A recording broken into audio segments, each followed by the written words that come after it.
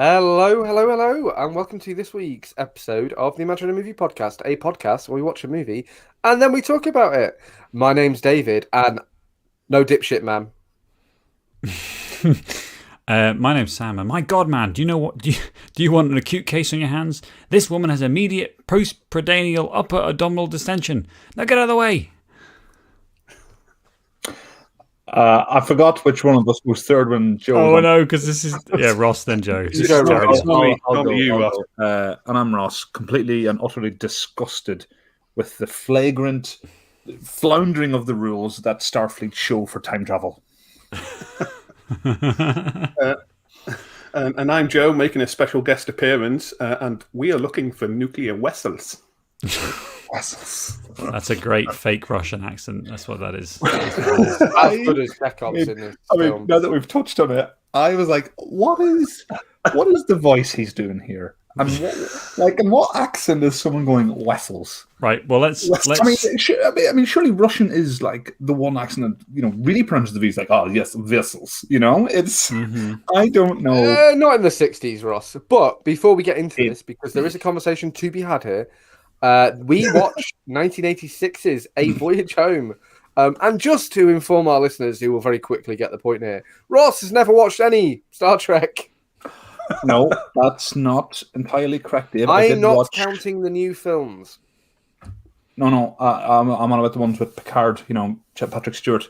I did watch that one with the Borg, which I liked. Oh, the sexy Borg Queen. That's a weird one. There we go. Yeah. So I think me, Dave, and Joe, who quite recently within lockdown in 2020 has got into Star Trek. Madness has taken us all. Joe, it has. I think we were all judging you, Ross, expecting you to be just completely just flabbergasted by this movie. And to be very fair to you, you would not be wrong in that assessment of, I'm sorry, Wales? What? We mentioned we're doing Voyage Home, which is Star Trek 4. And let's do a little plot summary, and then I think what we should do is let Ross just have the floor for a moment as a non Star Trek fan, just to kind of warm up a little bit. Where does he start there? Where does he even begin? In this film, so to save Earth from an alien probe, James T. Kirk and his fugitive crew go back in time to San Francisco in 1986 to retrieve the only beings who can communicate with the probe, humpback whales. What more could you want from a movie?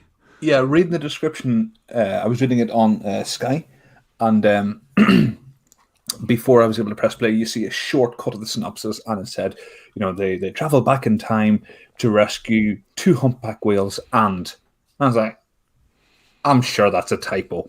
I am sure I can't be reading that right. Whales. Okay, let's see where this goes. And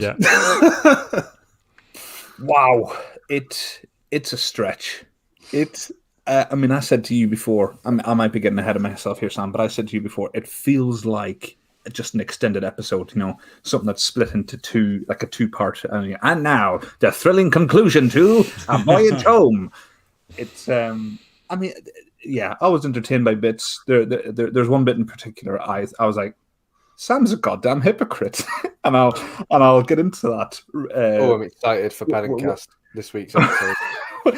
Well, I'll get to that point when it's time, when the moment arises. Such a tease. I was going to say, just going to tease that in there for you guys. Yeah. How do we want to tackle this? I think this is going to go through the plot, because there are individual points in this before movie. Before we do that, Sam, I thought for Ross's benefit, we'd maybe put this film in the context of Star Trek as a series, because obviously Ross, quite forgivably, being a man who is only 45 years old, has not lived through Star Trek in the 60s.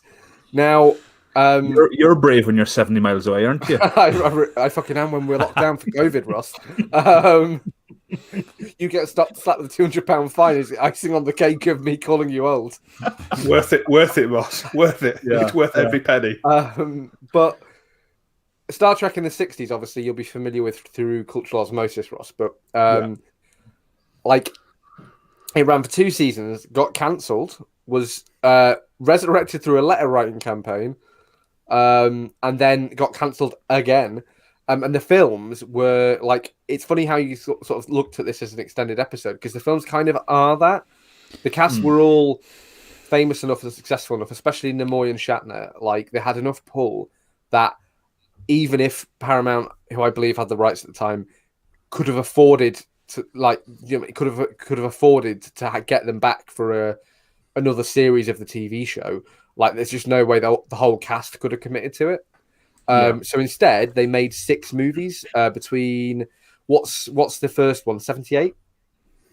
I think Something so. like that. Yeah. Between 78 and I think 89 or 90, the last one, 91, sorry, I think the last one was.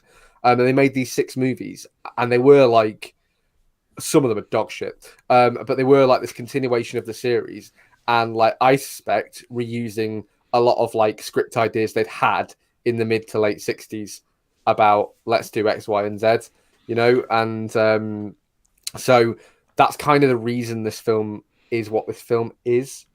But being the fourth one, it's actually probably one of the better ones. It's probably my favourite one. However, Wrath of Khan is definitely a better film, and I would say that this one probably is the one that kind of is more for the fans than any of them, because the plot isn't good at all. It's basically just there to show you kind of Spock and Kirk's kind of relationship more than anything else, and that's kind of all it is. Really, it's Star Trek, and everyone's had a couple of drinks. And that's what this movie is to me.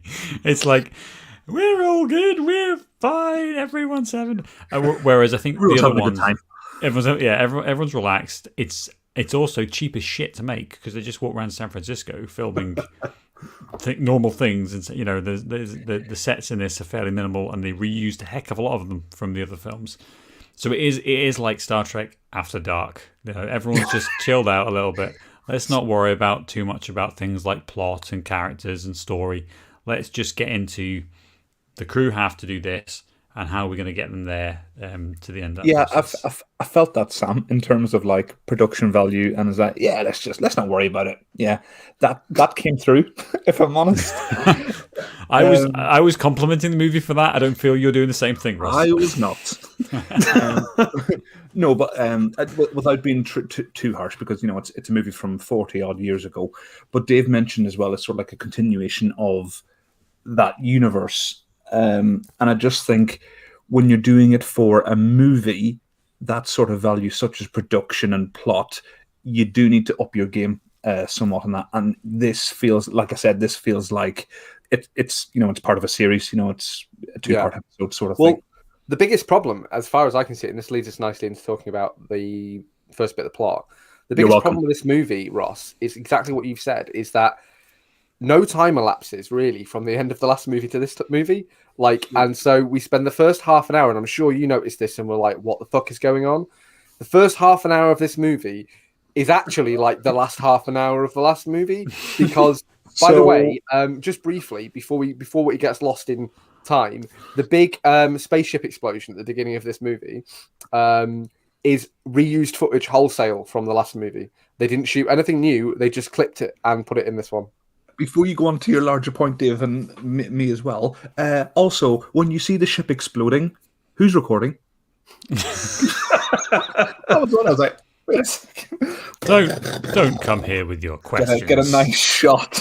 And your logic of it is. To be fair, like if you're watching in the cinema in 1986, like I think there's a presumption that you've seen the other ones, and there was quite a big story arc that took place from the first movie, Khan, Search for Spock, and then here we are at Voyage Home. So, like, I'm all for a movie should make sense for anyone who hasn't seen all the others. Paper. Oh my god, he's writing things down. But at the same time, he's learning. Like, it does. I don't think it's too unfair to expect that you kind of know who these characters are, understand the dynamic, and kind of roughly have a good idea. But yeah, it is the first half an hour of this movie is. I mean, I don't find it boring because I enjoy all of the stuff, but I can really, from your point of view, Ross, I found it boring. It was dope. It's not as good because they're not like, you know, get to the money. That's what you need to do, is get them time traveling, get them back on Earth, and then that's where the fun begins. So it's interesting, Sam. This is the point that I There had it to. is. Yeah, just the one two Grace. coming out. I'm Grace. so excited for this to be underwhelming. Well, most likely. Joe, will should be. we do Star Trek Shaky Cam? I mean, Oh, we're in a battle. for me, it's going to be really satisfying. For you guys, like, oh, really, Ross? But no, what I was going to say is like you yourself said, Sam. It's like 30 minutes from the previous movie, and there's all these. You expected to know the characters, and I just think it's a bit rich. Where you're like, well, yeah, you're going to have to know that when we've done movies in the past. And the most recent one is Justice League, and you start off saying, "Oh, Superman's dead. We're just supposed to get that, are we?" Like, yeah, if you watch the movies beforehand, but somehow, shut the fuck up for 1 second. Right, okay. Somehow, Star Trek does it, and yeah, it's okay. You got to know the characters in it. Yeah, that's my standard Great English impression, accent. by the way. That's So effective. it's a strange accent. I accepted it. I accepted it because I know I'm watching Star Trek 4. The Quest for Peace or some bullshit. Ross. Quest for Peace. That's a Superman movie. Actually, what I did say, Ross, is that I think there's the difference is that they're expecting. Listen to Sam now. Make excuses. Go ahead, Sam. No, Sorry. they're expecting in 1986 for people to have sinned because it's a Star Trek, because it is relatively niche. Like, this isn't a massive blockbuster movie. And comics aren't, but yeah. No, I'm sorry, but comic movies are the principal fucking media of our time. Like, there's nothing else that exists outside of that. So I just think there's a little bit of difference because this is for nerds in a different way than nerds that are around now. That's my distinction. I would have to side with Ross on this one, Sam. Fine, fuck you both. Like, a movie's I get what you're saying, but at the same time, a movie's a movie. Like, yes, if somebody can't walk in off the streets and watch your movie, that happens a lot, and that is fair. It is a problem, but I think it's a problem with both of these. I don't think I don't think it's more excusable in this Star Trek movie than it is in the Justice League movie. I think it's the same. Yeah, I agree. It's So not 4 hours long. It's not 4 hours long, to be fair. There is that. There is that. But this all goes back to the point that this is a film for the fans. So that's why they expect you to have watched it, because they're like, if you don't watch Star Trek, you shouldn't be watching this. Let me be clear. I'm not attacking Star Trek. I'm attacking. Oh no, Sam. I know. I'm making the point. Yeah, that's fine. And we fully support that. I'm all for that. Yeah. I'm Ross Griffith, and I support this message. Let's get into this. Let's talk about this first section, because I think it's going to be a fairly short conversation. I am talking pre-time travel, because there's some stuff going on that I'm sure Ross wants to get into. There's some bureaucratic stuff that's nonsense. This is my bread and butter. Like, let's start with Joe, because he's probably said the least so far about this first section. Joe, anything you want to talk about? I'm talking like this nonsensy half hour that should be 15 minutes. Yeah, it's not overly exciting. Even having watched these films fairly recently, like, I kind of had to remind myself what happened in Search for Spock to kind of remember what was going on in this first 30 minutes. The most noteworthy thing that I noticed was that Brock Peters is in one of the scenes, who plays Joseph Sisko, Ben Sisko's father, in DS9. So these are all names and words you don't understand, Ross, but a character from the series. I'm who filling plays in the blanks in my mind. That's cool. Yeah, I think it's Admiral Cunningham he plays. Yeah. We also get a female captain in this opening for the first time in Star Trek, I think. There'd later be a series of the female captain, but up until now, it'd been the 60s, so ain't no women in my captain's chair. There's a person of colour female captain as well. Yeah. Mm-hmm. Well, wasn't Star Trek the first interracial? Yeah. Kiss. On Uhura, wasn't it? Yeah. Mm-hmm. Who? Boy, I wish they'd written a character up for that character in this movie, or even some lines. But we do get that kind of stuff. The stuff on Vulcan, which is a little bit kind of boring. But once they get going, and this is also cut in with the stuff around what's happening on Earth. Now, I love this. Like, there's a mysterious probe, and then we get to see like the effects of that. And for me, after it does take a long time, but once we get to the point where they're like, the probe is ionizing the atmosphere, like the oceans are being vaporized. Like, this is for me, this is like beautiful peak Star Trek. There's something going on. No one knows why, and we get Nobody cares. No, and we get to basically figure it out along with everyone else. Yeah.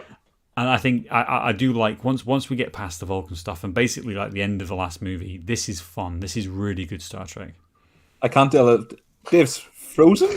Can I just say, I was waiting to speak. Can I just say that the design of this probe is shockingly unthreatening.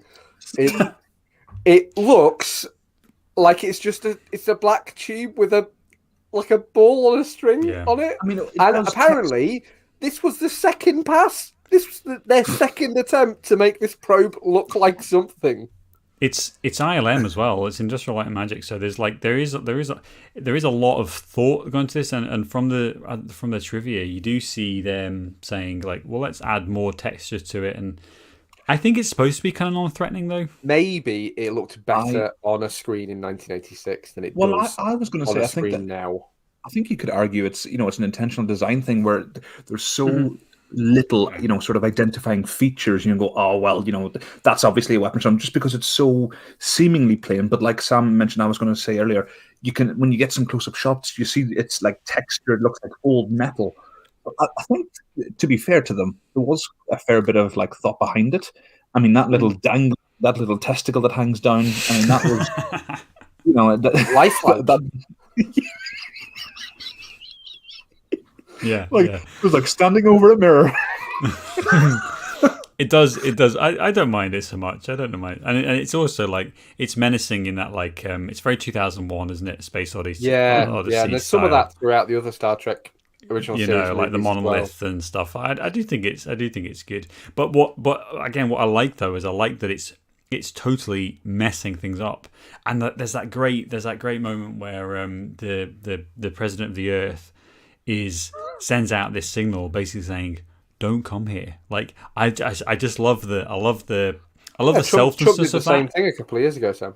Yeah, he's not saying help us. He's saying don't come to Earth because you're going to get fucked if you come here. Like I think there's a really cool. I like the message of that, and I like the way that it's done. Their sense of panic when they get the message back from Kirk saying he's going back in time. Get him back on screen! Get him back on screen! You think they're like shaking their heads, going, "Right, the Earth is blowing up, but this fucking guy has not his cock in his hand again." I would like to see a scene where it's like, Mr. President, we've got a message from one of the admirals.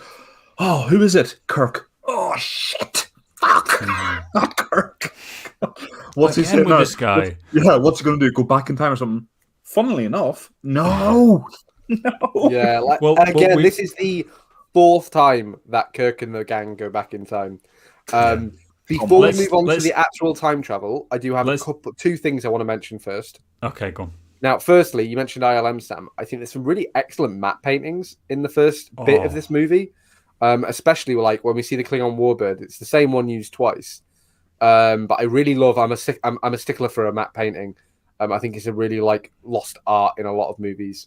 So many films that we love, Star Wars and Star Trek, like.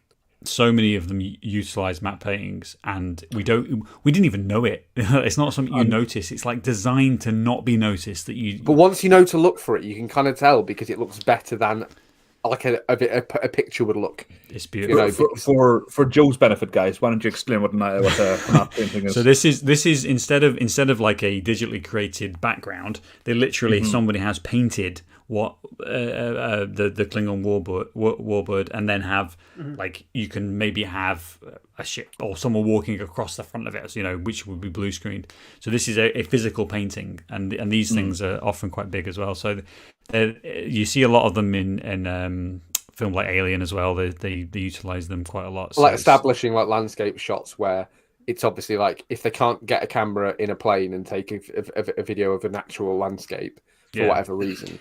They will they will paint it, but it's quite impressive. But that's correct. Well, did you get that, Joe?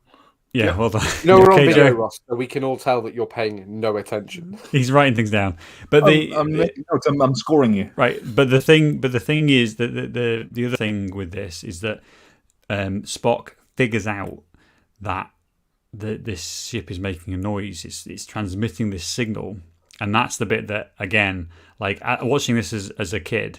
Or thereabouts, like the moment when they figure out that this signal, and they're like, I think Uhura is like putting it through some kind of modulator or whatever else to figure out. Physical buttons. That is her entire like job throughout the entire original series. She presses a button. Warning. Processing. That's it. Captain. That's all the she computer's does. Processing. Yeah. Tragically underutilized Michelle Nichols, but it's that point where they go and they're like messing around, they go, and the noise is changing, and then they finally change the frequency or whatever it is modulation they're using, and they get it on the whale song, and I have a distinct memory of going, oh my god, it's whales, like just that whole like I just love that. No, not that Wales audience. The ones in the sea. Yeah, not the country which no one's heard of. Yeah. Well, I was gonna. I had the same reaction, Sam. You know, when you said, "Oh my god," I actually went, "Oh my god, it's Wales." Yes, that's really? The other way to take it. That's the other way to take it. Yeah. More on the Ross side of like Wales. Oh, you guys. I'm sorry, Sam, but like, you know, you can pal up to Gene Roddenberry all you like, but it's fine. I think they do a really good job with this MacGuffin. But when it's like it's Wales and somehow the boy who's literally from another planet knows about humpback whales, you're like, could we not have had one of the other characters who grew up on the planet these animals are from know about them? Because that's the point. Spock knows. I mean, he can recite Hamlet, for Christ's sake, and that is one of my. That is. I just love that. Like, I think McCoy says something, and he just says It's Bones. Yeah, Bones. Yeah, he says Bones says angels and ministers of grace defenders, and he turns to him and goes, Hamlet, Act 1, Scene whatever. Scene 4, and it's like he. Nerd in the back of the ship. Yeah, nerd. But it is. I know. I think it works perfectly because you see Spock, and you see his ability to like. He just obviously is very learned and knows all this stuff. But I'm going to defend the whales here because I think number one, it's a great little, like piece of like surprise. Like it's so like whether or not you find it negative, it's something different. It's something really different. And then actually, what they managed to do is thread that through the rest of the movie incredibly well. Like the whales are a core part of every single piece of this film, and I think it's a great device that anchors you from the future into the present day when whaling was a bit more of an issue in the mid-80s as well. So I think it's a great piece of writing to get it. I mean, there's some interesting choices we'll get into. My other bit of trivia corner that I'm going to do before we move on to our time travel bit is, and Ross, you may as well go to sleep here. So we see the character, is it Savick, the lieutenant on Vulcan, and they say goodbye and she fucks off. Now Savick was a character in the last movie and in the first one, and apparently this was deleted, thank Christ. There was going to be a plot where she stays behind on Vulcan because she's pregnant with Spock's baby, which is like not actually like massively like, oh my god, it's until you consider the fact that in the last movie, Ross, just try and follow me here because we're going to get a little crazy. Vulcans, unlike humans, have a mating season where they go mad for mating. Literally mad, like superhuman strength to fuck. There's an episode of the original series designed exactly for that. Where there's an episode of every single series. Yeah, the there's an Vulcan episode of character every season where just like Vulcans turn into sweaty sexual predators. Anyway, so that established called Ponfar. In the last movie, Savick basically like what's the word the trivia I read said? Like, in order to treat Spock's Ponfar, she fucks him. That's why she's pregnant. Not because they're in a relationship or anything, but because to stop him raping her, she had sex with him.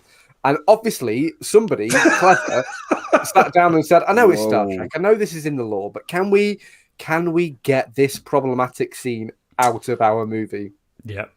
Good job, of those 1980s executives. It's one of those 60s rollovers of like, there's a thing that we invented in the lore in the 60s. And then every single season of Star Trek and movies, they have to go, oh, fucking right. It's every 7 years, it's Ponfar, so we need to do something, like clockwork. It's very. It's a bit... look on Ross's face. Go on, Ross. We are not making any of this up. Go on, Ross. Like, I've got everything to add to this. I'm just rape fest. Say, like, at the end of this, what we should do is just like just release a video, just like no sound, just Ross's face for the entire thing. Oh god, yeah, that'd be great. Reactions. Yeah, just a compilation of like Ponfa being explained to me. we can do that. Look, we can just focus on Ross entirely. It's very exciting. So anyway, I just want to it now before we move back into the past, because we are cutting this starting section off like a dead limb. Yeah, I need to ask one question, because this is where I turned off. But like Sam said, oh my god, it's Wales. I went, oh my god, it's Wales.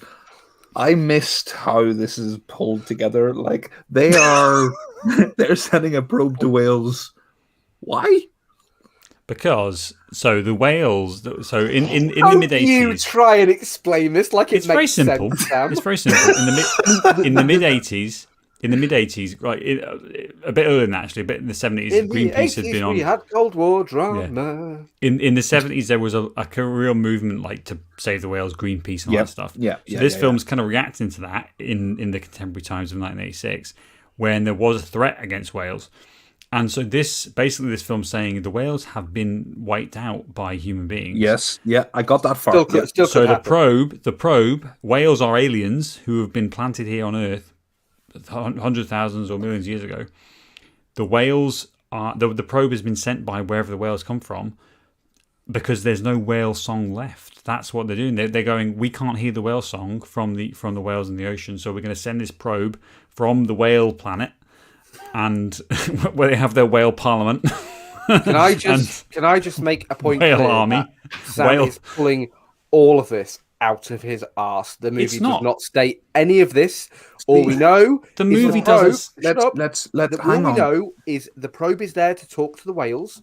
Either the whales are a sentient species, who have previously had contact with whoever this probe is from. Not once do we get the probe Senate put forward. That's a Sam headcanon thing. Yeah. Okay, yeah. The whale parliament thing is a maybe.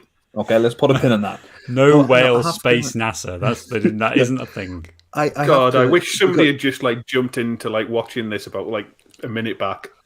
Whales and parliaments and probes. I wish we had any listeners or watchers, Joe, to be honest. But go on, Ross. Go on. So I actually pulled that same theory that you had, Sam, because I thought I missed the explanation somehow. Somewhere I thought I missed it. And so the whales are gone and they sent this probe. However, here's the problem I have with that. Because, like you described earlier, Sam, the probe they send is vaporizing Earth's seawater. Surely when they went there in the first place, they would know, like, if they're probing the area or they're dropping whales off, we better not do that because we'll vaporize the water. But somehow they forget that important fact. We're like, hey, there's no whales. Send that thing that boils the thing they live in. I can only presume, and we are 27 minutes of this, and we're in the first like 25. Well, minutes it's our of the fucking podcast. Let's do it. Strap in for 3 hours. I presume what they're doing is they're looking for the whales by vaporizing all the water to find them. That's what I presume. But I feel, if there's no water. Anyway, I feel like. I feel like me interpreting Star Trek lore is probably not good. No, Sam, you've had too many beers to be quite as coherent about. Absolutely, but what I am coherent about, Dave, is this is a good example of movie time travel. Now, I like consistent time travel, like kind of systems, I guess. Well, there's just being able to actually understand how the time travel works. Now, in this, we get like the usual thing in Star Trek, which is just go really, really fast, and then we'll figure it out. Like there isn't any. We should say somewhat not plausible as such, but theoretical. Like if we're ever to time travel, traveling at the speed of light is how we would do it. However, it only works going forwards, and it's more like a time dilation thing. Which is a massive problem with most time travel. Exactly. Yeah, but no one ever time travels to the 2800s for budgetary reasons in their movie. And when they do, because if they did, like they'd be going, because they're going at a certain speed, the world behind them on Earth is stuck in the it isn't able to go that fast, so it's very complicated. But in this, we do see Spock like trying to. He does say, "I'm going to determine the calculations to figure it out." but it's I think they go warp 9.9, and we do get some great acting from George Takei saying, warp 8, warp 9, warp 9.1, 9.2. I do love that moment, and then they slingshot around the sun, and then we're in 1986. Sam's in love with George Takei's Sesame Street audition tape. It is. I'm confused. Warp 9. Your setup there, Sam, does not seem to match what the words you just said. I absolutely love a consistent time travel thing. Well, they go really fast, and then they go around the sun, and they go back in time. Yeah, I'm like, but I think what you're missing, Dave. What you're missing, Dave, on what you're saying is this is Star Trek rules. This is what you're missing because no, because it is a thing. Like we do get Star Trek where they basically warp drive is complete nonsense. There isn't any real reasoning behind how it works.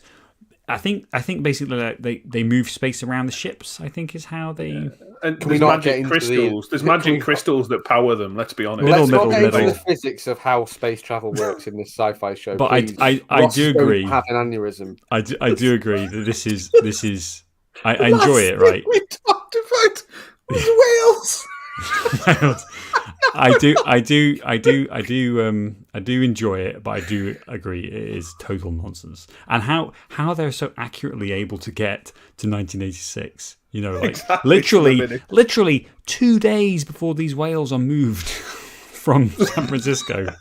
That seems like a margin that you'd struggle to achieve, but deliberately. But there we go. It also seems strange because they get to the past. So we have the time travel scene, and it's very there's giant heads floating in the sky. It's fine. I'm not going to harp on about that. They get back in time, and they ascertain that they're in the late 20th century because of the pollution in the atmosphere. Now, if they've got sensors that can read things like the pollution levels of the entire Earth's atmosphere, surely they can just scan for the whales. They can be if this probe can scan for whale song, can we not scan for whale song? And I get that it's just because we want feet on the ground and we've got 10 days to film in San Francisco when we need to be on the streets in San Francisco, but still. Also, could they not just get a recording of whale song? Do they actually need the whales themselves? Shut up, Joe. You weren't paying attention. You weren't paying attention to the fucking film, Joe. Probably not. They said they can. They can give the noises, but it'll just be gibberish, Joe. Spock explained this clearly. If you come out with that sort of shite again, Joe. I don't know. I thought Ross hadn't seen Star Trek before, and you're becoming a little bit too invested. He's about to airlock Joe. I'll tell you. It was in session, guys. All right, I came prepared. Okay. I did love, again, just from a point of nerdy, I've always wondered how the sensors work in Star Trek. How do they know? It's very simple, Sam. I know exactly how they work. They are as good or as bad as the situation. As the situation calls for. Yep. Yeah. The script says either we'll scan it and it'll work, or no, we can't use scanners because scanner's not working. Yeah, I did like the way that they use the pollution in the atmosphere to determine the. I think again, it's a nice little stab at how shitty our time is. Yes. Yeah, the world's pretty fucked up, and we're gonna point at that, which is in the grand tradition of Star Trek, the ability to point back and say the way we're doing things isn't good. We need to be better as a human, as humanity. I think that's a nice Star Trek theme that they've got going on. Yeah. So we go back in time, and here's a scene I think Ross might have some thoughts on. We get quite a nice Terminator-y scene when they land in the park with the garbage men, and it really reminded me of that first Terminator film, and I was a bit upset that I didn't get to see Arnie's naked ass really. It was a real shame because all you get is fat, middle-aged William Shatner. Everyone remember where we parked? And do you know what? I hate to admit it. I quite like that line. I was like, oh, that's very good. Well done. The humour in this is quite well timed, and the reason it's funny is because every character who's making the jokes, they're not making a joke. We're finding it funny, but they're just going about their business. My favourite probably joke in the film is when Kirk and Spock are going to go and look for the whales, and he tells the rest of them to stand away from them, and just you all go in separate directions, and he turns around and they're all just Spread out. in the same 4-foot space they were in before. It's kind of pointing out that these guys, all these people are giant nerds because they're in Starfleet. They're so out of space. They're so out of place. They have no idea what they're doing. Yeah, so I got a real Beverly Hills Cop vibe when they're in San Francisco, which there's a bit of trivia, but I think we'll maybe save that till the end of the episode. But like you get some real sort of like 80s new wave music going on as they're like, this is a grubby San Francisco as well. This is a proper like downtown Detroit, San Francisco. There wasn't a lot of money or budget spent on the booking the nice places and stuff. You got a couple of shots of the Golden Gate Bridge. That's your lot. Move on now to the dump downtown. Well, they had about 10 days to shoot it, and a lot of it was on location, which is, I mean, you won't know, Ross, but quite out of the ordinary for a Star Trek film, because a lot of them, obviously, because they take place it's on a set. It's on a set. It's part of the reason that I think I enjoy this film quite as much as I do, is because it feels a lot more real and grounded, because like they're in an actual place with actual people. Yes. You feel more connected and kind of, they're like, oh, look, they're eating Italian. That's what we do. There were a couple of scenes where it was, I think, Uhura and is it Chekhov, the Russian dude, Chekhov. And they're looking for directions to the naval base, and Chekhov's we're looking for accent. The nuclear vessels. Yeah, the West. Apparently, that all of the police are on holiday this entire week. I'm sorry, in 1986, with like actual Cold War shit going on, this guy is in Guantanamo Bay before the day is out. I'm looking for nuclear missiles. Just deadpan stare. Like, this cop did not give a shit. It was his last day before retirement, and he was done. Could not give one iota of a shit. But what I was going to say was, when Uhura and Chekhov were like approaching, like members of the public, it's sort of, you guys can tell me if I'm right or wrong this, but it sort of felt like these were people, like they weren't extras, they weren't actors, they were approaching real people, and they were just I don't know. Yeah, I don't think they were I think it said that they were people who knew what was going on, but it was from like a hidden camera point of view. So I think they were just walking around. They were extras, but they weren't like actors, I should say. They weren't given lines. Yeah. There is one funny story about, I think the one of the women who says, oh, it's over in Almadena or whatever it is. Amalida or something like that. Yeah. So I think she had been like drafted onto the thing, and then actually got a parking ticket around it. So she was like, "Can I have a job? Like, I'll say a line for you to pay for the parking ticket," which is a funny story. But there are lots of moments of that, like them in San Francisco. It's like a great. It's like it's the type of thing that if you're not into Star Trek, you don't need to be. Yeah, well, yeah, exactly. But it's easy to miss like how just fun that is, because you don't see them. The bit where they're handing out money, or he gets paid. I've got this watch, or the whatever it is. Spectacles. That's a funny time paradox whereby Bones buys those glasses for him from that same shop in the future. Yes. Yeah. So Kirk sells them in the past, and therefore the guy has them. So then Bones buys them 300 years later from the same place. Let's have an entire section on that, don't they?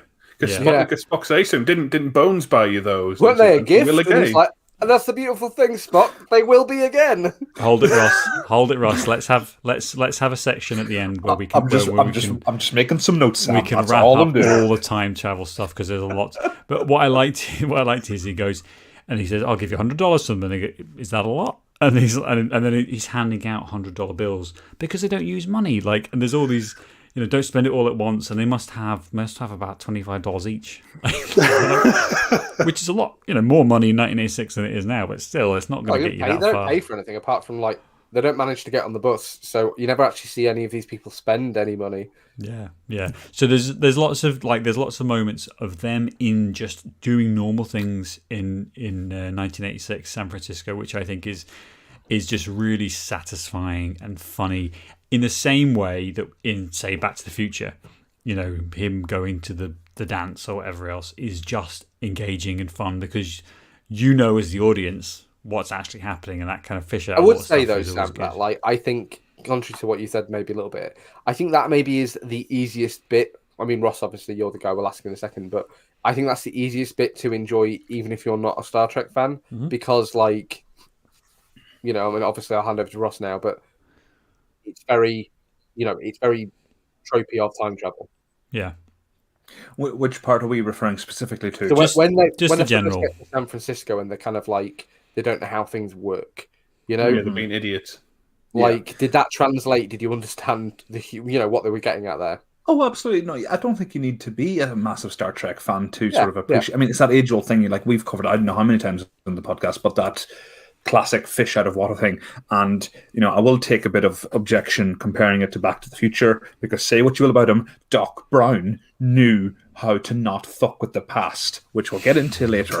But I just think there's a bit of a slap in the face. Not give a fuck. I've got notes, Dave. All right, I've written down the number of transgressions that I was able to find. They basically justify it by saying that, but we're saving the world, so it's okay. I don't have time for it. Joe, we will address it.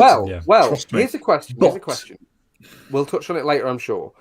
Why don't they go back in time and try and, like, stop the extinction of the whales?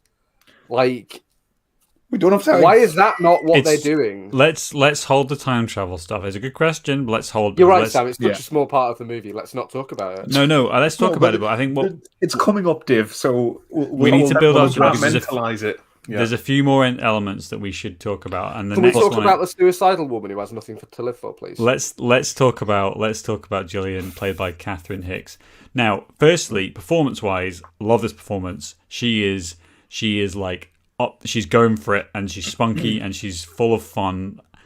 But it's as you suggest, Dave, downing a bottle of paracetamol or flinging herself in the ocean. She does not seem stable. At the end of this day, if she had not met Kirk, isn't somebody who is so willing to go to the future because she has so little in her life that these two whales are like the only thing she has to live for, so she has to go to the future. Is I do think she's a good character though. She's well written in the bits that that the film shows us. I totally agree that there's a heck of a lot going on behind the scenes that we're never really shown. We have to kind of like interpret ourselves. But her being like really invested in looking after these whales, the bit when she slaps the other guy who moved the whales on without telling her, without telling, like that's. I don't know. I kind of think that was coming, Sam. This woman is a marine biologist, a clever woman who knows what she's about, is very passionate at what she's about, and she's giving fucking tours of this aquarium. Yeah, I think she does like that because there's not a lot of job satisfaction there, Sam. I feel like maybe they're like, oh, she's a woman, it's 1986. I mean, what I will say is it's the 80s, right? Considering like that America has had a period of serial killers, Ted Bundy, the Zodiac killer, all that there, and she's like, hey, this woman from this. Yeah, hey, two random dudes I just met, and one of them was just swimming with whales. Hop in. That's I see where the road takes us. My headcanon is this woman just needs something to make her feel alive. Look, maybe she's hoping that they do grab the tire iron. If they do grab a tire iron and kill me, at least it'll all be over. And if they don't, oh boy, maybe I'll feel alive. When I drink myself to sleep when I get home. The first thing I thought, though, and this is really bad on my part, and I do admit it up front, but when she said, "I've got a tire iron," I was like, "It's America. They have guns, so don't brag about a tire iron." Or phasers. Maybe. They have phasers. What to stun? Again, headcanon. I kind of read this as like her sensing that there's something different about these two because they're from the future, because there's something about them that she can't put her finger on, and she's not sure why, and that maybe she's kind of like maybe in this world that we're going in, like the Star Trek has gone back. Sorry. She's not sure why. She like what's different about them. One of them literally just jumped into a tank with a whale and spent about 5 minutes with his hand on its head communicating with it. I'm pretty sure she knows exactly what's different about them. But in Lethal Weapon 1. When Riggs has that bullet in the gun and he like thinks about killing himself every single day, and then he goes to work and he jumps off the building with that guy. That's this woman. She is on the edge. I can't unsee it. The way I thought of it, and I was like, "Oh, I'm glad she's making all these risky decisions." I'm glad you said that, Dave, because I was thinking of like a softer way to propose that, and you just go straight in with bullet in the mouth. Cool, nice. But the thing is, though, she's right. Like, she is right about these guys. Kill herself, Sam. That's extreme. Don't, Sam. No, she's right about Kirk and Spock being strange, and she's got a finger. Now, you can suggest this is bad writing or not. The character, as written, as we see in the film, does get the fact that these guys are a bit unusual. And then when Spock says they're pregnant, one of them's pregnant, like she's like, okay, that's enough for me to be hooked. I do agree that the point beforehand when she's like, get in my car, I'll take you somewhere, is like, maybe you could have had the line about the pregnancy beforehand so that she's kind of curious and invested. Maybe not after it. Do you hear yourself when you speak? Oh, well, you know that whale's pregnant. Let's solve this, caper together. Like, what?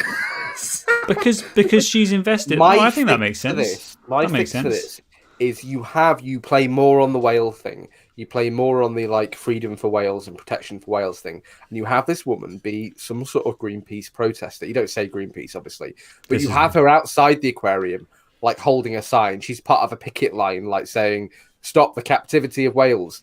And then you buy all of this crazy behavior from her and how she's immediately in on this plan with these lunatics because she's already a fucking lunatic. Yeah, I like that. I think it makes much more sense, and you'd also get a better link to the obvious kind of like movie activism this film's going for in terms of we need to preserve natural wildlife and stuff. So yeah, I think you know what, I don't have a problem with her. I think she works well. I think it's a really spirited performance that keeps up with the rest of the movie, because the rest of the movie is pretty wild as well. Like we are on the Kirk level of zaniness throughout the rest of this film.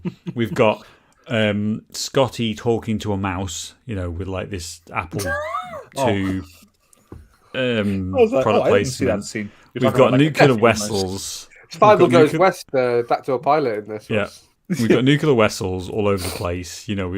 There's levels of zaniness in this film that I think are completely up there with her being a bit unhinged, and also really happy to just give up her entire life. The plot lends itself to the believability of it. I think if this was taken more seriously, you would maybe be. We were asking all these questions, obviously, but genuinely, I don't have a big problem with this character. I just don't think about it. But the fact that it is quite light in tone means that you don't really think too much about all of this because it's a caper. Ross, you said when we were talking about it last night that it was a bit like a time heist, and it does have that feel to it. It's a bit more like chilled out than a we must save the world. And we here at the Imaginary Podcast love a time heist. We love a heist. Full stop. Oh, time. Yeah. Let's do Heat next week. I just want to jump in here. We've had a comment here from Corey Hart asking, "Are we circling back to the whale parliament soon?" Well, Corey, we weren't planning on it. So what I was thinking some kind of like single vote system where all the whales. Oh, are we talking like I think it is a republic. I think what we do is we have a single. Thing, Sam, is this parliament on land and they're all in like half tanks reclining? No, it's under like the sea, like some kind of Atlantis thing. It's like Little Mermaid. It's like Little Mermaid, and obviously are they driving like their own like water tank around? I think the whales are at war with some kind of land animal, maybe an elephant. Maybe you've got that kind of nice big hulking Titanic thing going on between the two. I love Ross's mouth thing. What am I hearing? And then I think you've got some kind of maybe you can have first past the post, but I think it's kind of single transferable vote system so that we get a lot of rotten boroughs in the. Can I just ask how elephants in Wales like go to war? Because elephants in the sea doesn't really go. It's mostly in the shallows, Joe, and to be honest, it's quite ineffective. Joe, that's why the stalemate developed. Joe, like the whales warfare. The elephants have boats and the whales have tanks. I mean, I don't know what's to really explain about that. To be honest, it seems pretty logical to me. In conclusion, Corey, I hope we've answered your question. Yes, there we go. Thanks, Corey. Thanks for that, pal. Yeah. But I feel like here we go. I feel like we're coming to the grand piece of this podcast, which is all the crazy shit that happens because time travel rules are really weird. That's what I'd like to talk about. Ross, I feel like I can see you like writing notes with I've just remembered another piece of time. The time travel rule break. I'm just writing it down. I'm gonna kick us off with just a little bit of light dabbling in changing the time space continuum, just a wee, and for a very good reason. McCoy in the hospital where Chekhov is getting worked on.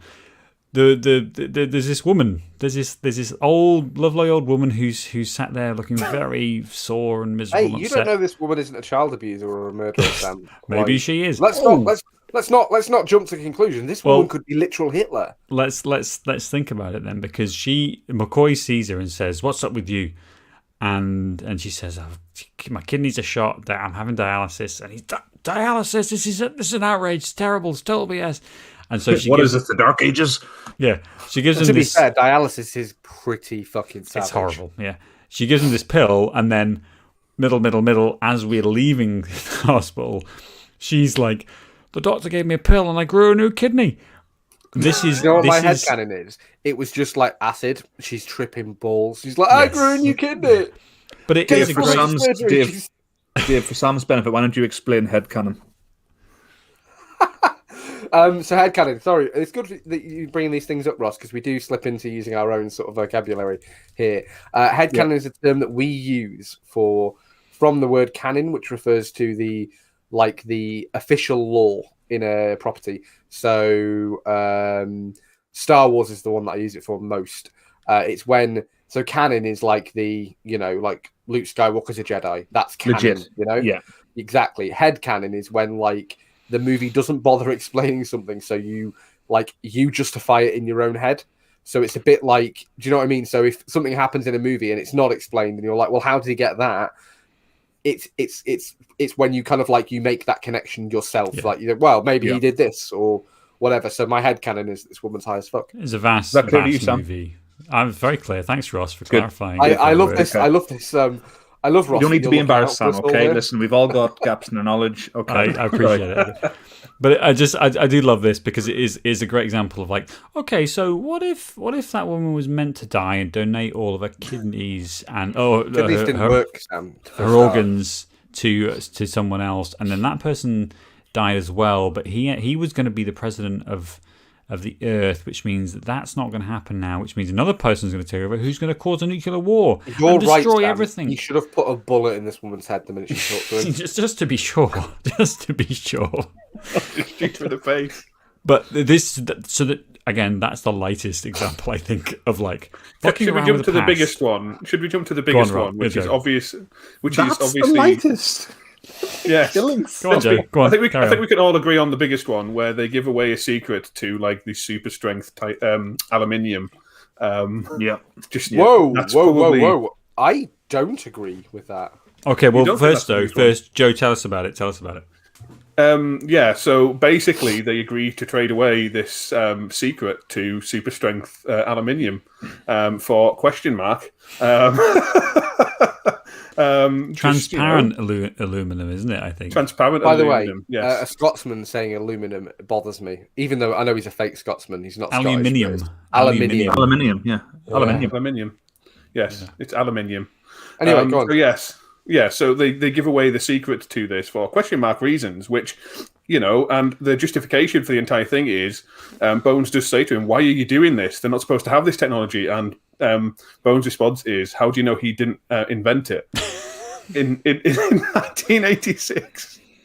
Because in 1986 they hadn't invented it yet. Perhaps. Here's the thing. I mean, that was explained about because the guy did say, "Oh, this will take years to develop." So, that's okay. That's the least of my concerns, Sam. Because the thing is, Scotty's saying, "Well, how do you know he didn't invent it?" You guys have fucking records and fucking archives on your ship. Maybe we want to check that before you go rewriting history. Why don't you just ask Spock? He recognised Whale Song, because he can recite Hamlet. This thing. Ross, what is your problem with this then? What's my problem? I feel like you're baiting me here, Sam. It's You the genuinely casual. ask it. It's the casual. Like, it's fine. Yeah. Yeah, it's the blatant like, so what? So what? So they some get- other guy. I think. So they Go get on, go on, Joe. aluminium. Who cares? So they get I mean, aluminium. so What the difference does fun it thing make? could have been there could have been a really fun thing where it could have been another time paradox where this is actually the guy who invents it. You know what I mean? Like in the original timeline. So then you're thinking, oh, is this how he comes across it? You know, and then you have that. Yeah. That would have been a fun paradox. But But I guess the reason they don't do that is, I don't know if they're trying to make it more relatable, because then we'd know that, they didn't invent C3 wattage aluminium. Well, they sort of like they touch on it a bit, and in the trivia on a bit more, that basically he gives him the formula for it. So he tells him like how the how transparent aluminium is made up, but he doesn't tell him how to make it. Yeah, it's like the atomic. Yeah, It's all. I think it's like a deleted scene or whatever. But like the idea being that this guy isn't going to go and like start making this stuff tomorrow. This guy's going to probably spend like a couple of decades figuring out how to make it. Yeah. So like again, like a bit of headcanon and a bit like, so maybe Scotty's being flippant because he's a cunt, but like he knows it's not invented for, it doesn't become used for 25 years from now. But he thinks, well, this guy might figure it out in 25 years, but he might not, in which case it's fine. Yeah.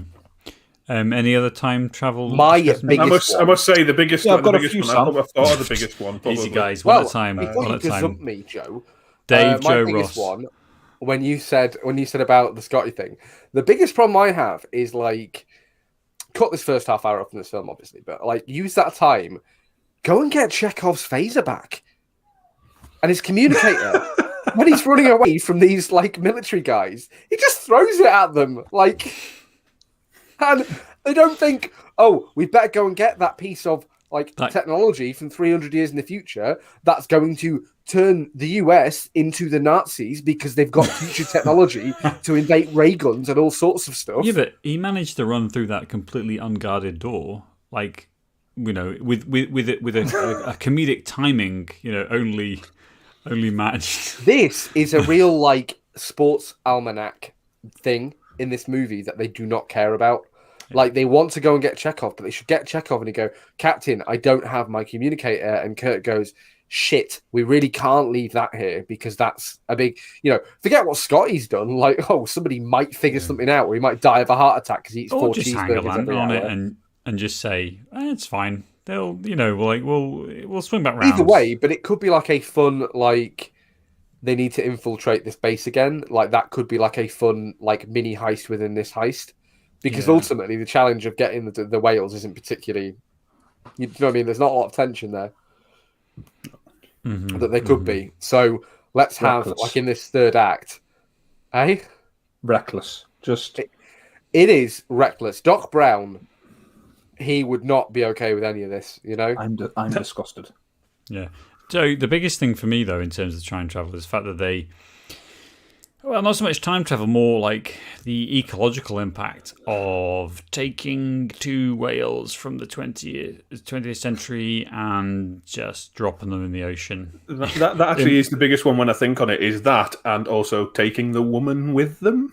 Well, let's come back to Julian. Because I think we'll come back to me when we come back to Julian. I have a hot take on that. It's the fact that they've taken these whales, they've got to just chuck them in the sea so they can communicate back to this 2 centuries after they're extinct. So you don't, like you said, Sam, you don't know what the environment is like for them or whether it can sustain them. Yep. Also, even though one of them's pregnant, they're going to die out again. This probe is coming back in another century. Yeah. But these are things. I don't want to get into a pedant cast. I think we're deep into that already, to be honest. But I think let's not get too much deeper into pedant cast. But I do think there are like. So what's the solution here to this probe is destroying everything? It's like, can we destroy the probe? Like, there's maybe a point before we time before we go 2 seconds there, before we go to time travel, before we go to, like going back to the future, back to the past and fucking everything up in ways that we can't even imagine. We stopped the guy from getting run over. That guy turns into Hitler. there's all these things that could happen, and the film is not interested in any of that. I think that some of it, Sam, is like the way I think about it. I don't see the whales' ecological impact being massive because enlightened, technologically advanced society, they can probably figure it out. In terms of whales surviving, again, enlightened, futuristic society with transport technology, they can clone these whales like that. They don't need, again, so I'm not so worried about that. And then it'll be like the 450th Amendment to the World Constitution. We can't kill all the whales because that probe will come back and fuck us up again, becomes a thing, So I don't see that being an issue. In terms of the past, these whales were about to be killed by Finnish whalers, so taking them away doesn't actually change much apart from these whalers don't kill these whales. That or Soviet radiation. Yep. That or Soviet radiation. And Gillian, she's putting her head in the oven in the original timeline because these whales have gone a day early. So again, her going to the future, not really changing the timeline at all. If these guys operated like a team, if they operated like the Avengers do in that last Marvel movie, efficiently and don't fuck things up, then suddenly, this is a really clean, we haven't fucked with the timeline thing. Well, let's talk about Gillian then, because she's the one who is, again, I like the character, it all works well, and then she just blindly goes to the future. She has nothing, Sam. She has nothing. But there isn't that moment. There isn't that moment in time travel movies where they have that freak out where they're like, there's talking robots and there's this thing, there's suicide booths and all these other things which were kind of like, she doesn't have that moment at all. From this episode, we think that she would frequent, given Dave's description of her. And she wouldn't be that would be a one and done kind of thing. That wouldn't be maybe. There's none of that. She's doing it right. There's none of that, and she's quite happy just to be in the future. Now it's fine, but I do feel like we could have had just a little bit more, as you say, Dave, a little bit more backstory to say that she's not really bothered by staying in the past, and also that she's. Well, why would she, Sam? This movie has shown that there's no repercussions for fucking with the timeline. There's no comeuppance whatsoever. If she gets bored of the future, she can just go back to the 80s. Yeah. Sling herself around the sun a couple of times. Sling herself around the sun a couple of times and she's there. Sorry, Sam, I interrupted you. Go ahead. No, I think that's exactly right, Ross. I think it is a point of, there isn't really much, but it kind of goes to the general point in the movie of just not really being that interested in that type of question. We're here for the whales. We're here for Kirk and Spock doing their thing, and that's kind of enough, isn't it? Really, Yeah, again, it's quite light and silly, and if you think about it, you're like, that doesn't make sense and that doesn't make sense. But if you don't, this is a totally fun watch that kind of makes, some sense. Her going to the future makes sense if you don't think about why she's doing it or why they're letting her do it or, the implications on the space-time continuum. Yeah, I'll let you all come in on this, but I just want to set up as the kind of maybe the final part of our plot discussion. The thing at the end where he's demoted from admiral to captain and everyone's delighted. Freeze frame. It really is. So come on, any thoughts on that? Any thoughts? I mean, Kirk's the happiest of them all. Kirk is happier than all of them. Needs to be executed for his crimes.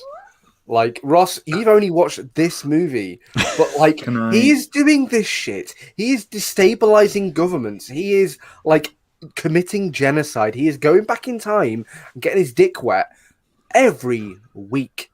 Apart from that one episode, can I just point out? Hang on, Joe. I want to jump in here because I've been sitting on this for a while now. I am utterly disgusted with the Federation's level of discipline, holding Kirk to account. Who, Dave, you stole my line. Who went back in time and basically, because he had to get his dick wet, he brought a human from the past to the future. I've counted no less, and call it pet and cast if you want, Sam. I've counted no less than 6 acts of tampering with the time-space continuum, and it's literally they went back in the past. They had a time heist. They had their cake and they fucked it. That's basically what this is. And and now they come to the present, and it's like, Kirk, we need to address some things. First of all, Also, naughty. he was already on trial. Dave, I'm not done, for 6 goddammit. No, offences. Dave, quiet. Let Ross finish. First of all, it's like, Kirk, naughty boy. Right? Now you're only a captain, you rascal. First of all, send him to the Klingons, whatever he's done, whether he's guilty or not. Whether he's guilty or not, send him to the Klingons, because by the sense, from all he's done so far, it's two birds, one stone. Get rid of Kirk, and now the Klingons are appeased. Great. I only know the Klingons are pissed off because that's the first 5 minutes of the movie. Second of all his crew needs to be, at the very minimum, dishonorable discharge. 6 separate counts of fucking with the past. God knows what they've done, and it's all like, oh, well, you saved us. Get out of here, you rascal. I am disgusted. The Federation needs to be disbanded. You know what? At the start of the movie, I was like, these Klingons, they're a bit harsh, aren't they? But I'm like, you know what? I'm on the Klingon side. I'm on the Klingon side. Federation. What? Jesus. So a couple of things. The Federation. Go on. Defund the Federation. Couple of things on Kirk. So he is, like every single episode of the original series, he pretty much breaks the Prime Directive at least once, apart from one episode, I think in season 2 or 3, where he goes onto a planet. And there is another captain who is breaking the Prime Directive. This time, he's done it to... he's basically given weapons, I think, to a colonization. They're going to be wiped out by this evil other colonization who are super powerful and are going to wipe them out. So he gives them futuristic weapons to help them defend themselves. And he calls in America. Loses his shit because he's broke the Prime Directive. He wants to airlock this guy for doing what he does on a weekly basis. He goes absolutely mental, gives him tons of rants about how, they're there to protect the Prime Directive and protect other civilizations. We may not like the fact that it doesn't, sometimes it leads to them being killed, but we can't get involved and stuff. And it's like, you do that every 30 minutes or so. I don't understand the problem. So here's where I struggle. I don't get this level of sort of, this foaming fandom for Kirk, and because you hear like through osmosis, like you said at the start of the episode, Dave. I have some knowledge of the Star Trek universe, and there's there's these things of Picard versus Kirk, who's better, and the level of love and adoration Kirk gets. I don't get it. He's a piece of shit, in my opinion. It's like this guy has gotten to a level of authority and he fucking flouts it, and and I'm getting way too invested in it because I'm pissed off now. I don't like him. Yeah. Kirk is your typical. Like the fans love Kirk for many of the same reasons that like he always gets away with shit within the series. Like he is a big swinging dick. He is like America personified. He's going to go in. He's going to hammer punch some aliens. He's going to get the girl and he's going to save the day. And that's kind of his character. There are moments of introspection and there are some times when they address that. But like in the movies, especially, they don't have time for it. So Kirk is the hero of the hour. Like he is the, there's no real world example of what Kirk is in the Federation. It's also, but like he is the chosen one. He is like, oh, we fucking the original. Kirk. That's what it is. It's also because he's the first. He's the original captain. He's the first Star Trek. He's the first prick. There is something magnetic about Shatner's performance as Kirk, I think, as well. Like, there's just, but I agree with you, Ross. Like, this guy should be out of this, like, this military organization. Should be like, yeah, we're a military organization, Kirk. So we're kind of about orders and following orders and chains of command, and not unilaterally committing attacks on other, empires. And can I just say my second point that I was going to make was as well, and this is about the Federation, and Ross's point on the Federation. So in DS9, they're at war with the Dominion, which is like this another evil power, and to try and win the war and turn it against the Dominion, they literally introduce some sort of infection into the Dominion shape-shifting race to literally wipe them all out. So they're okay to a literal genocide. What all this represents, though, is that like we have these ideals, and that Star Trek, less so in the original series, but certainly as it progresses, and we get to something like Voyager, where they're just doing whatever they want because they're trying to survive. Like it's about the principles versus the reality, isn't it? And I think this is a good early example of where they're kind of not really thinking about that, but as the series progresses, I think they do understand that they need to acknowledge the fact that most of the time these characters don't really live up to the values of Starfleet, because there's shit to be done, or because there's maybe a more legitimate reason. And that's kind of it kind of becomes like this is the human reality of what's happening. Whereas at this point, Ross, you're totally right. They're just not thinking about that. They don't care. Kirk is a 24th century man solving problems in a very 21st century way, which is why viewers love it. And it's kind of like, but it is like you said, Ross. It's very at odds of like in the universe. How does this guy have a job? Like, how did this guy get to this level of this organization without being drummed out for insubordination? Yeah. I've said it to you guys before, but I would just love to be on that sort of like that disciplinary committee when everyone's like, "Shall we demote him to captain?" What? How about we fucking actually punish this dickhead? I was like, did you hear the charges?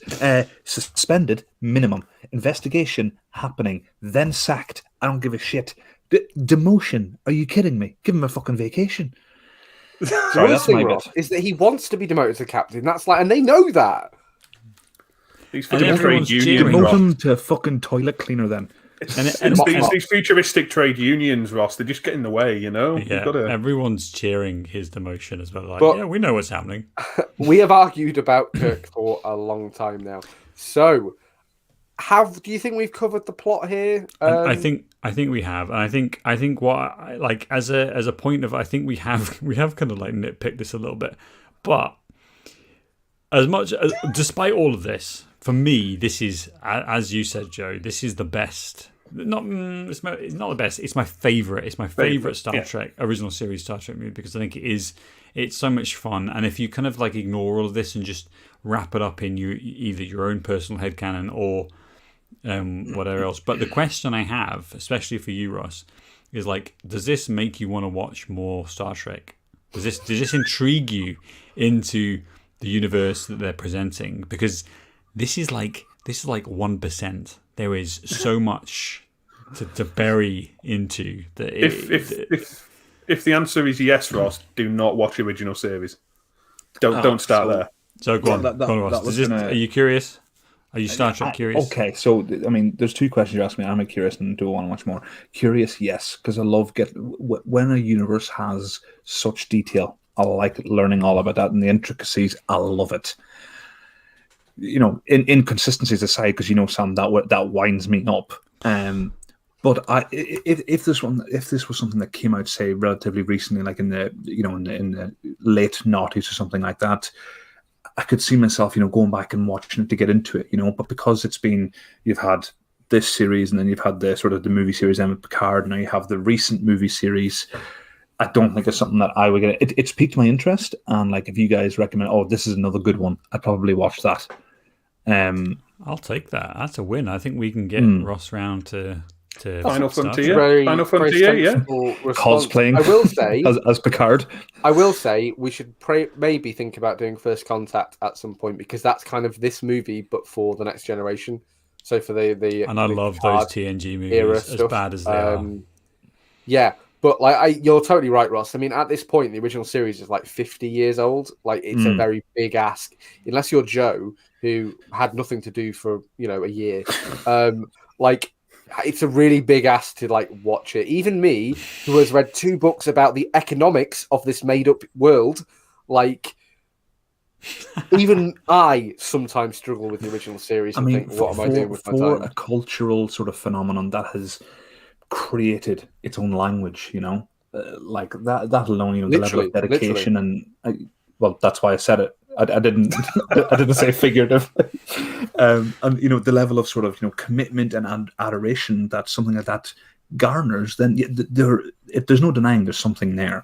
Yeah. However, I feel like I may have missed the bus somewhat on it.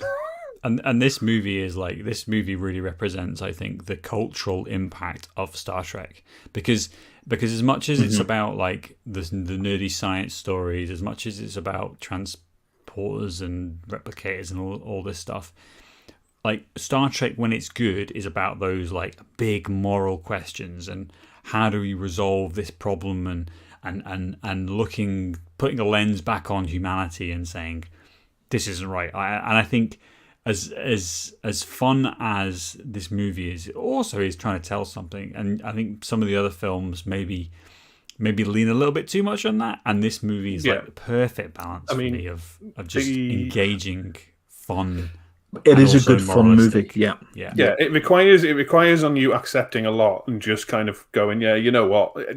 Some of the premise is stupid, and the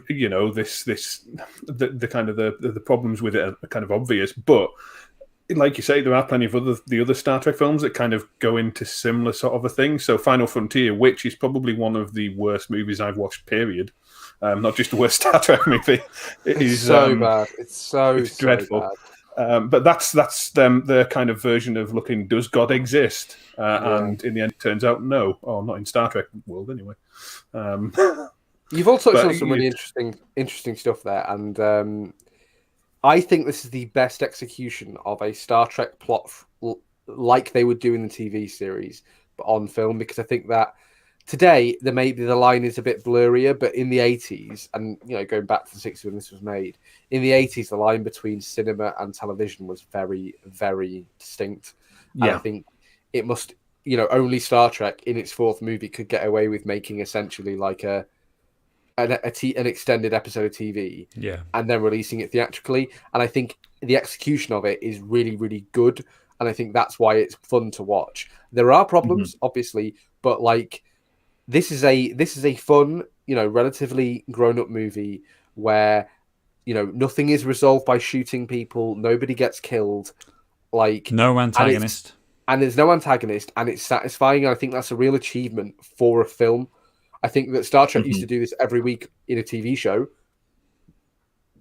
but in a film, the expectations are different. And do you know what I mean? You kind of like you expect a thrilling conclusion in a movie that maybe it's well made. Here. It's well made movie making, isn't it? I think we can always appreciate that. And like we said, this is the most fun Star Trek movie, and like there's maybe I think Wrath of Khan's the best Star Trek movie, period.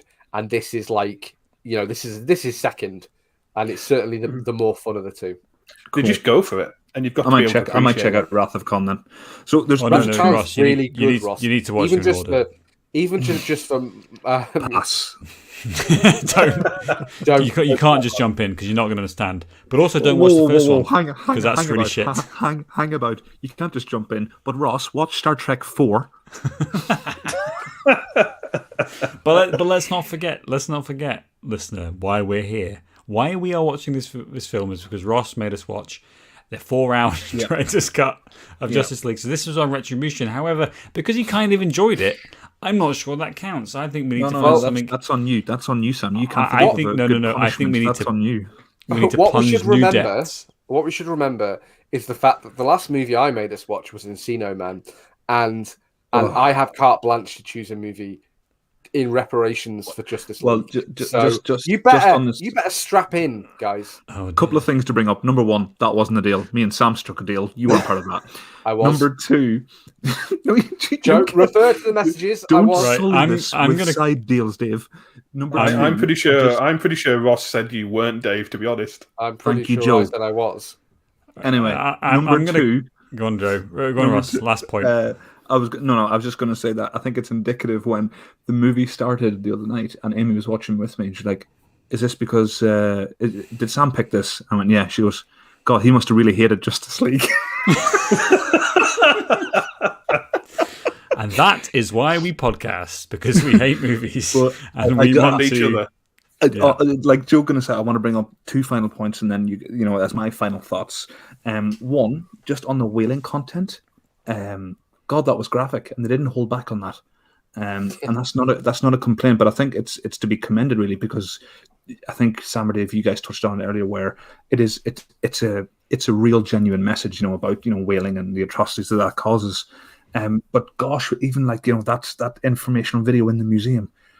Whew, you do see some stuff there, and it's you would never get that in a modern movie now. Even if they're trying to convey the same message, you would not see that.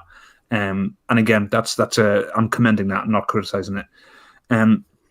The second thing is, at the start of this episode, I said, Sam, to you that I have a bone to pick with you, and I also think, you know, I need to give you credit where credit's due, because I was making notes, you know, throughout the thing, and I was like, Sam is overlooking or like, you know, giving carte blanche excuses to a lot of like the inconsistencies here.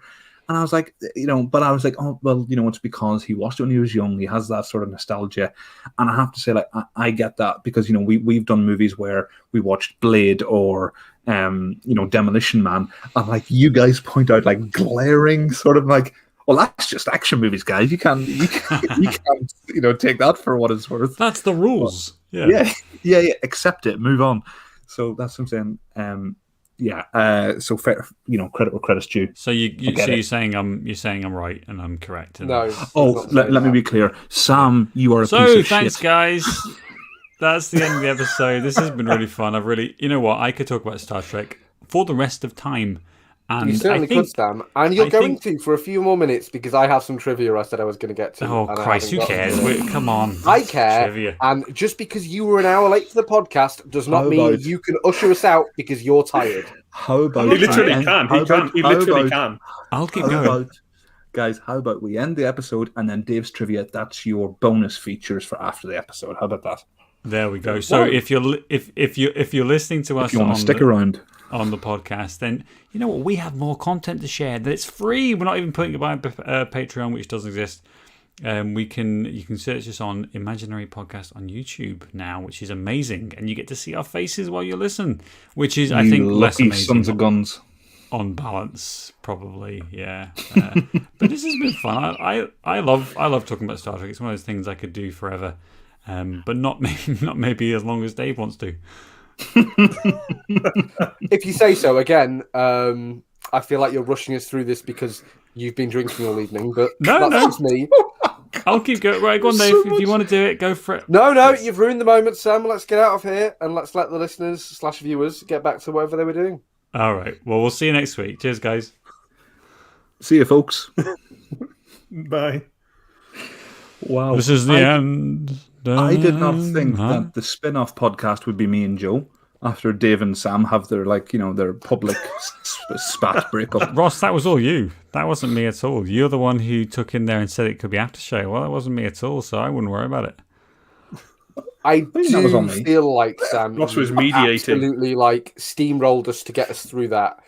Like again, we I know it's 10:30. It's only 10:30 because you were 45 minutes late. I'm absolutely nothing to do. I think we've been talking around circles for the last 15 minutes. So I think we're maybe... Yeah, so how dare I bring up an entirely new point and say... Well, let's go for it. Let's do it. I'll add it to No. You've ruined it, Sam. No, we're still live, Dave. This is it now. We're in the after show.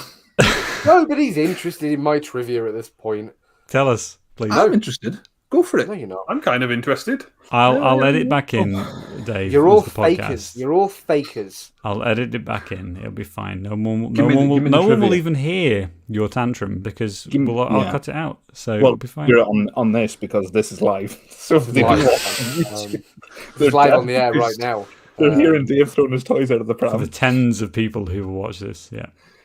Tens. Trivia. Single digits. Trivia. No. Last chance. Going. Ross, so what do we do then? Do we make Ross watch Dave slow motion picture? Corey wants trivia. I'm not even joking, he's commented. No, I know Corey, and he doesn't want trivia, and it's Corey, not Corey, by the way. It's someone Sam knows. It doesn't okay, we'll just give us the trivia then, Dave. Jesus Christ. What were you going to say, Sam? I was going to say, which movie should we make Ross watch next? Because I think slow motion picture is going to destroy his brain. I don't want to have to rewatch that myself, so... It's a crap film. Sorry, Corey. Dave is not in the mood for trivia, but let's get back to... What do you mean make... I did your movie, Sam. I did Star Wars. No, actually, genuinely, taking off the edge. I think if you're Star Trek curious, there is probably some movies to watch. If you've seen the TNG ones, you should maybe watch more of them. I'm just talking about you expanding your cultural horizons. Yeah, I did that. Or expanded. Maybe what about TNG? No, because the first 3 seasons of that is shit. What about Voyager? DS9. DS9's a bit heavy. Season 4. Season 4, DS9 gets good, but yeah.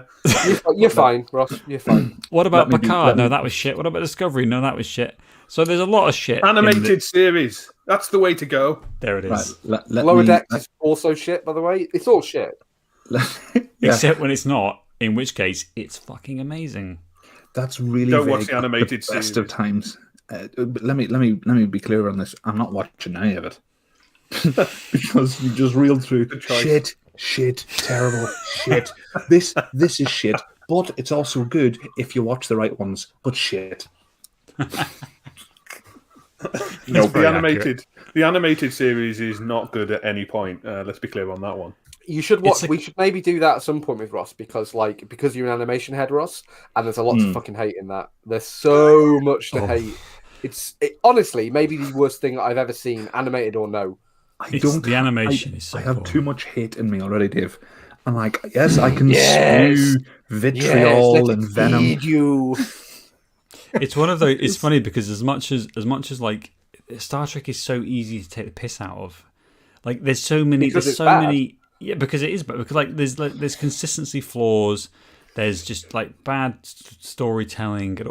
However, I don't think there's a show that like is as engaging and exciting and boring at the same time. Like that's the point of it, is that it's not about big action battles.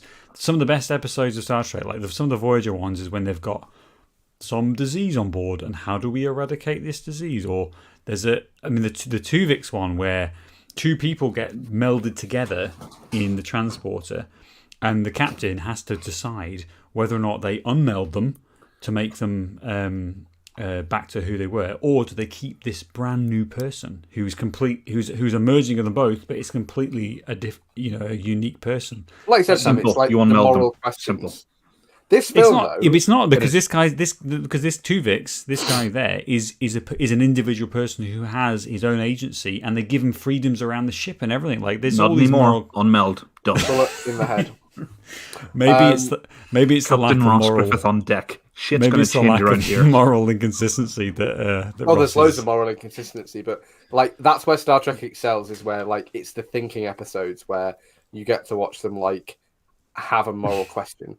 And the reason Star Trek is refreshing is because it's quite often not like a big gunfight, which is good. And I'm not saying doesn't have its place. Absolutely, it does. But sometimes it's nice to have a show that isn't about like let's just have a big fight to resolve it. You know? Can I take that conversation in a slightly different tangent and let me pose this question to you guys? Because then there's a moral question. I'm listening. Yes, I quite like it. So in these, these teleporters, the thing that melded these people, in these transporters, whatever they're called, do they?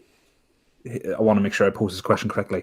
Are they like transporting them somehow? Because obviously that's the name. Or are they breaking them down, making a copy of them, and then recreate it? Recreate like a fax machine essentially. It's not the second original one. Yeah, it's the second one. Yeah. Why on earth would you ever go on a transporter then? Why? Ross, oh no, don't worry, Ross. They also malfunction all the time. At least once there's a season. There's an episode of TNG with this guy who gets nicknamed Broccoli, who's called Barclay, and he has this episode where he is petrified of transporters, and they all stand there and tell him, how nothing ever goes wrong on transporters. There's never been any transport accidents. You have an accident on a transporter about every 2 episodes, so don't go fucking telling him that there's never any accidents. There absolutely is. We'll circle back to that. But even when they're working as intended, you're killing yourself. You are not you. Yeah. But let's not forget that the real reason they exist is because it's fucking cheaper than having to have a spaceship like shot down to a planet every time. And quicker. Yeah. Oh, how do we get onto this planet? Transporters? Shoot it. It's insane, Ross. You don't join the Federation. What? Honestly, like wrap your head around that. You are not. It's not you coming out the other end. You're dead. Ross, You're dead. Ross, hear me here. There's an episode of TNG. Again, spoilers for that show that came out 40 years ago. In TNG, there's an episode where one of the main characters, they go back to this starbase that's been sealed inside something or other, guff, and they find a clone of one of their officers who has been living there for 5 years on this Not just station, a clone, right? of one of their officers. And Dave. basically, Hold on. what happened was hear me out. It's the second most important character in the show. Yeah, but so what happened was they beamed this guy out with the transporter. Something went wrong, and basically one signal went to the transporter and Riker was remade on the ship, and he went away after this accident, and one of them rebounded off the thing that sealed the station in and ended up back in the station. So one Riker, and this isn't like it's this prestige moment. Oh, which one's the real one? I don't know. I guess the one who doesn't kill the other one first. In this, they then have to set up that there are 2 Rikers now in the world that are the exact same person who this diverged guy has his own ago. life. He has his own fucking he carries on being in Starfleet. He gets a commission in Starfleet. So the character in TNG, the main one, is called William T. Riker. The copy, the clone, then gets another job in Starfleet, and decides to go with the middle name, so he becomes Thomas Riker. But how do they decide that? How do they decide which one of them is going to keep the name? Because they have the conversation at the end of the episode, and the one that's William Riker doesn't like the name Thomas. This is the thing, though. But wouldn't each of them, like, if that's the mirror conversation, wouldn't each of them like, okay, and at the same time they go, "I'll be William, you be Thomas." No, you be Thomas. No, you be William. I'll be honest. If I had a clone, I'd be like, I better take this clone out before he takes me out, because I'd be thinking he must be thinking the same thing. So I better take him out before he takes me out. Unless he's got some sort of mark, unless he's got some sort of like 2, like branded into his neck or like in the 6th Day, the Arnie film, like with the eyelids. Or like in Red Dwarf, they could put like a H on his head, Yeah, hologram. Yeah. But it's the same principle in the Tuvix episode of Voyager, where it's like, fucking these just stop, like, don't use these things. Why are you using them so casually? I mean, are we going to get onto the holodecks as well, because that's another whole other issue. How the holodecks are used for anything but depraved sexual acts, I can't even. Do you know what a holodeck is, Russ? Yep. So the holodecks are shit. Somebody's job on that ship is wiping jizz off the inside of that holodeck, and that is a full-time, several people on shift rotation job. The real purpose though, is that they've got demoted to cleaning the holodecks. I'd rather die. Give me to the Klingons. The real purpose is like, shit, we've got loads of Nazi uniforms. What are we going to do? Oh, we'll just have a holodeck episode. It'll be fine. Some of my favourite episodes of Star Trek, though, holodecks. We've run out of money at the end of a season. Like, can we Gangsters, borrow Nazis, some Robin Hood outfits? Robin Hood.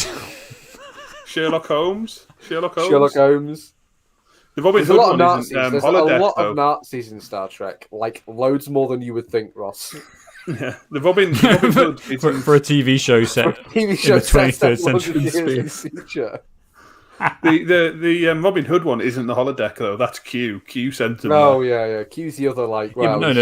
Machine. Ross, Joe, there's still the principle of, we've got loads of Robin Hood costumes. Cost? Don't we all want to see Picard as Robin Hood? Yeah. Data is he Friar Tuck? I think, I think... I can show you the world. All the Star Trek you can imagine. But do you know what, though? Like you're saying, Sam, it's kind of all the really shit, tropey, like, all the things that people make fun of Star Trek for are the things that if you watch it, that's what you love, is like, because you're in it's a bit like Stockholm Syndrome, because you're like because you're there, because you know what's going on, you're kind of on board for it. I'm sorry, and I hate to bring it back to it, but I just cannot get past, like, one of the key pieces of, equipment used kills you repeatedly, and I'm trying to picture... It's the prestige machine, Ross, but they're using it all the time. Like recruitment ads for Starfleet. Join Starfleet today. You can drive, Ross, can't you? You can drive, Tens of thousands of people a year are killed by cars, yet it's more convenient, so fuck it. That's the same principle. But at least I know I'm the one dying. And then I'm not... What? And then someone who looks exactly like me gets in the car tomorrow. Mm-hmm. I think it's got like a success rate of like 98 point whatever it is. It is, but you are right, Ross, and it is like the reason that it destroys you and rebuilds you instead of it just magically moving you is because they have these episodes where it malfunctions. Like, oh, we've lost them. Oh, they're stuck in the buffer pattern. Lots of made up words. Yeah. But the reason it's that is so that they can explain it. But you are right. It's like, this thing destroys me. But they also store like versions of their DNA as well. So if they do lose them, they can recreate them. That's Oh, what about the episode of Voyager where 7 of 9 is practicing having social... She's a Borg who's transitioned into a human, who's practicing having social interactions with everyone in the crew, and she has a copy of everyone in the crew, and then she falls in love with one of the crew members who's a hologram. I can one up you there, Sam. What about when Barclay is having sexcapades with the ship's counselor in the holodeck, and nobody's aware of it, and it's like, there's a consent issue there where you've created all of your crew members on the ship so that you can beat up your sexual rivals and have sex with a woman you've got a crush on. You know, when you guys went through all the series there, like shit, rapey. Shit. You didn't mention rapey. There's a lot of rapey. There's a lot of consent issues throughout. Riker and his sex trombone. Don't forget Riker and his sex trombone. TV from the 90s. What do you expect? There's an episode where Riker gets an alien STD and it nearly destroys the ship. I think on that Ross, the place they all go to vacation is called Riser, and it's a sex planet. So they all go to this sex planet for vacation, and there are so many episodes about the sex planet. Follow us on Twitter, subscribe and like. Subscribe and like. So if you don't have to like, that's fine. Yeah, subscribe and move on. If you are, however, watching some point in the future, don't forget we're a podcast, and you can have a much more cogent version of this on our podcast. All this after feed. show, all this 20 minutes, gone. No, nothing there, nothing at all. In fact, there's no reason to watch it in any way. Yeah. So search for us for Imaginary Movie Podcast, and I think at the end of this episode, I'm very happy to move on to something new, something fresh, and probably another Star Trek movie, to be honest, if we can convince Ross. God, I'm depressed. Bye, guys. We'll see you later. Thanks a lot.